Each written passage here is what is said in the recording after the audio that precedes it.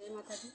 आज मैं आप लोगों को कार्तिक का महात्म्य सुनाने जा रही हूँ। कार्तिक के महात्म्य की एक छोटी सी कथा है और कार्तिक का महीना कितना पावन और पवित्र होता है वो आपको इस कथा में पता चलेगा।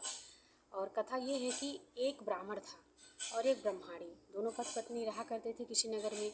और दोनों सुबह उठ कर के गंगा जी का स्नान करने नदी में सुबह प्रातः काल उठते और सीधे गंगा स्नान करने के लिए चल देते थे। और दोनों पति पत्नी गंगा स्नान को जाते, स्नान करके आते तो घर में खाना बनाते, खाना खाते, उसके बाद अपने दैनिक कार्य में लग जाया करते थे। ऐसा करते करते वो दोनों पति पत्नी बूढ़े हो गए।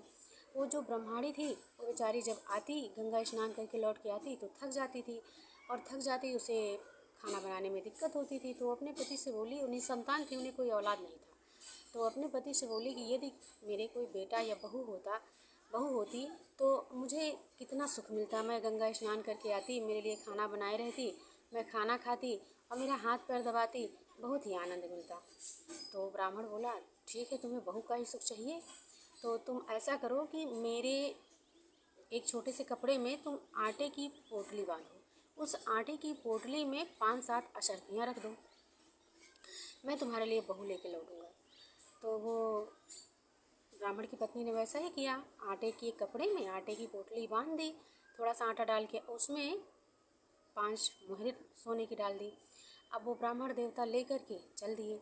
जाते जाते वहाँ नदी के किनारे वो देख रहे हैं कि 5-7 युवतियाँ आपस में खेल रही हैं और बालू का ही घर बना रही हैं और घर बना बना के अपना बिगाड़ रही हैं। लेकिन उसमें से एक लड़की है, एक युवती है जो अपने घर को नहीं बिगाड़ती है। वो कहती, नहीं नहीं, मैं अपना बनाया हुआ घर नहीं बिगाड़ूंगी, मैं अपने इस घर में रहूँगी, मैं अपना बनाया घर कभी नहीं बिगाड़ूंगी। तो ब्राह्मण देवता सोचते हैं कि नहीं, ये युवती बहुत सही है, ये कन्या, अगर ये मेरी बहू बन जाती तो बहुत अच्छा होता। तो ब्राह्मण देवता उस लड़की के पास जाते हैं और कहते हैं कि बेटा ये बताओ तुम्हारा घर कहाँ है। लड़की कहती है, बाबा यहीं पास के गांव में मेरा घर है। तो ब्राह्मण देवता कहते हैं कि बेटा मैं ब्राह्मण हूँ और इधर आया हूँ और अगर तुम्हारे घर में मुझे आज रात रुकने की जगह मिल जाती तो बहुत अच्छा होता। तो लड़की ब्राह्मण देवता को लेकर के अपने घर आती है और अपनी माँ से मिलवाती है। तो ब्राह्मण देवता उनकी माँ से कहते हैं कि मैं अपना आटा लाया हूँ, अगर मैं किसी के घर का, कार्तिक का महीना चल रहा है, मैं किसी के घर का आटा नहीं खाऊंगा, मेरा जो आटा है इस आटे की कोई रोटी बना दे, 4 रोटी, तो मैं उस रोटी को अपनी खा लूँगा और रात बिता लूँगा, सुबह चला जाऊँगा। तो वो जो ब्राह्मण की कही बात को उनकी उस लड़की की माँ मान जाती है और ब्राह्मण की पोटली खोलती है तो उसमें वो 5 असरफी पाती है सोने की। जब 5 सोने की असरफी पाती है तो वो सोचने लगती है कि बताइए, इस पोटली में 5 असरफी रखी है तो बताओ कितना धन होगा ब्राह्मण के पास। तो वो इसी चिंता में पड़ जाती है और असरफी निकाल के रख लेती है और क्या कहते हैं, रोटी बना के ब्राह्मण को दे देती है। ब्राह्मण देवता रोटी खा लेते हैं और ब्राह्मण देवता रोटी जब खाते रहते हैं तब वो युवती की माँ, लड़की की माँ पूछती है कि ब्राह्मण देवता बताइए, क्या आपके कोई लड़का है। ब्राह्मण देवता ने कहा कि हाँ, मेरे एक लड़का है, वो काशी में पढ़ रहा है। तो कहें कि क्या उसकी शादी उदी हुई है। कहें नहीं, शादी तो अभी नहीं हुई है। कहें सगाई वगैरह, कहें कुछ भी अभी नहीं हुआ है।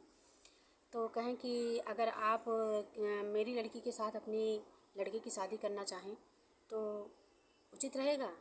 तो ब्राह्मण ने कहा कि बहुत ही सही रहेगा, लेकिन मेरा बेटा अभी आ नहीं पाएगा क्योंकि वो काशी में पढ़ रहा है, उसकी जब तक पढ़ाई पूरी नहीं होगी तब तक वह लौट के नहीं आएगा।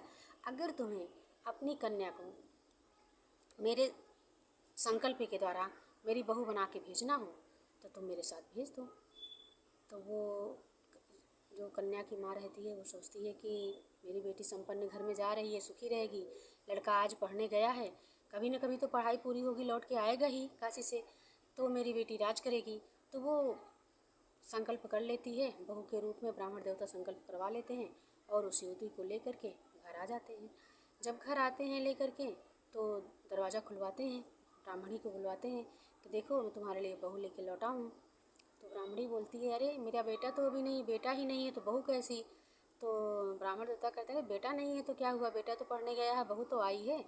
तो वो बहू जाती है, पैर छूती है सास के और आदर सत्कार से वो रहने लगती है। अब इधर ब्राह्मण ब्रह्माणी डेली जाते थे स्नान करने, लौटते तो वहाँ बहू खाना बनाए रहती अच्छा अच्छा, और खाना बना के खाना खिलाती, उनके कपड़े धोती, सेवा करती और रात में अपनी सास और ससुर के पैर भी दबाया करती थी। खूब सेवा उनकी होने लगी। तो ब्रह्माणी ने अपनी बहू को बताया कि ये बेटी, तुम चूल्हे की आग कभी बुझने मत देना। चूल्हे की आग कभी ना बुझे, तुम्हारे चूल्हे की आग सदा जलती रहे। और ऐसा समझाया था। बहू वैसा ही करती थी, कभी उसके चूल्हे की आग बुझने नहीं पाती थी। लेकिन एक दिन अचानक चूल्हे की आग बुझ गई।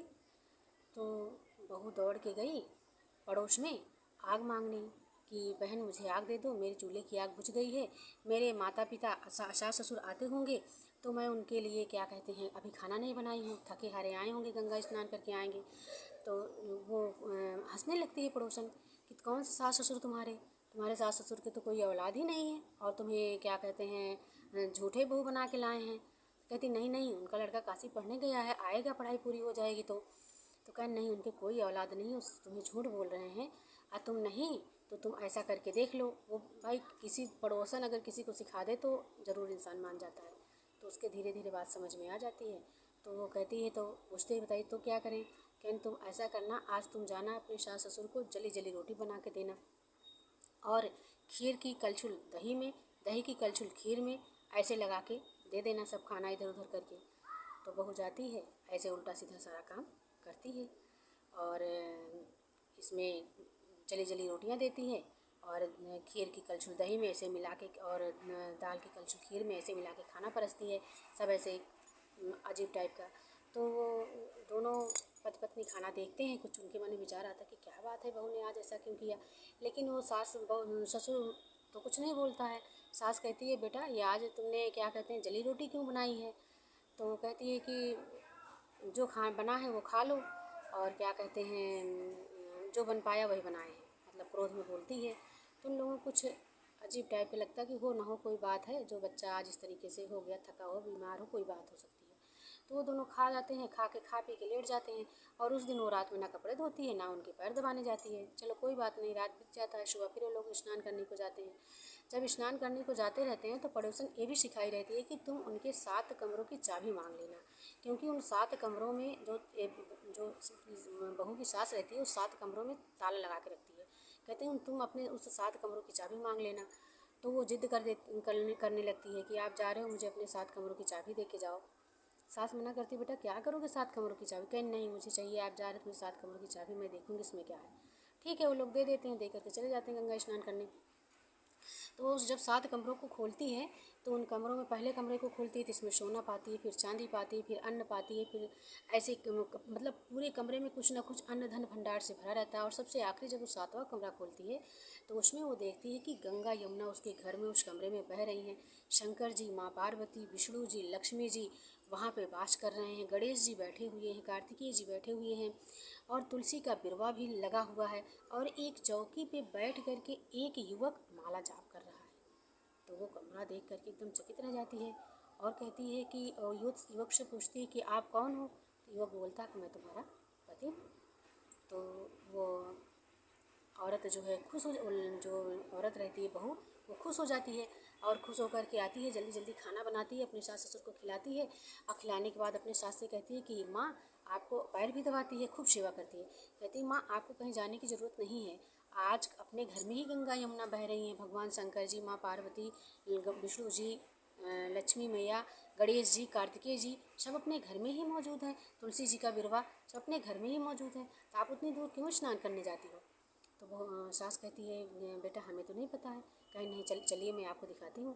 ले जाती है, दरवाज़ा 7वां खोलती है तो वहाँ पे सब बैठे विराजमान, भगवान शंकर, माँ पार्वती, विष्णु जी, माता लक्ष्मी, गणेश जी, कार्तिकेय जी, तुलसी जी का बिरवा और क्या कहते हैं एक चौकी पर बैठा हुआ युवक जो माला जप रहा है। तो माँ भी पूछती है बेटा तुम कौन हो। तो लड़का बोलता माँ मैं आपका बेटा हूँ। तो कहता है बेटा कैसे ये दुनिया कैसे मानेंगी तुम मेरे बेटे हो, क्योंकि दुनिया तो नहीं मान सकती कि तुम मेरे बेटे हो। तो कहीं नहीं मैं तो आपका ही बेटा हूँ। तो भगवान सब लोग उसको बेटा सौंप करके उस बुढ़िया को सब अंदर ध्यान हो जाते हैं सब लोग। तो क्या कहते हैं ब्राह्मण को बुलाते हैं। ब्राह्मण को बुला के पूछती है कि बताइए ऐसे ऐसे मुझे पुत्र मिला है, कैसे लोग मानेंगे कि मेरा अपना पुत्र है। ब्राह्मणों ने कहा कि तुम एक तरफ खड़ी हो जाओ और पुत्र एक तरफ खड़ा हो जाए और तुम चमड़े की वो पहन लो, कवर पहन लो अपने शरीर में। अगर उस चमड़े की कवर को फाड़ करके दूध की धार तुम्हारे बच्चे के ऊपर पड़ेगी और उसकी दाढ़ी मूंछ भीग जाएगी तब सब मानेंगे कि तुम्हारा ही पुत्र है। बुढ़िया उधर खड़ी होती है। बुढ़िया का कार्तिक के महीने का इतना बड़ा तप रहता है कि पूरी ज़िंदगी अपनी बिता देती है स्नान करके पूजा करने में।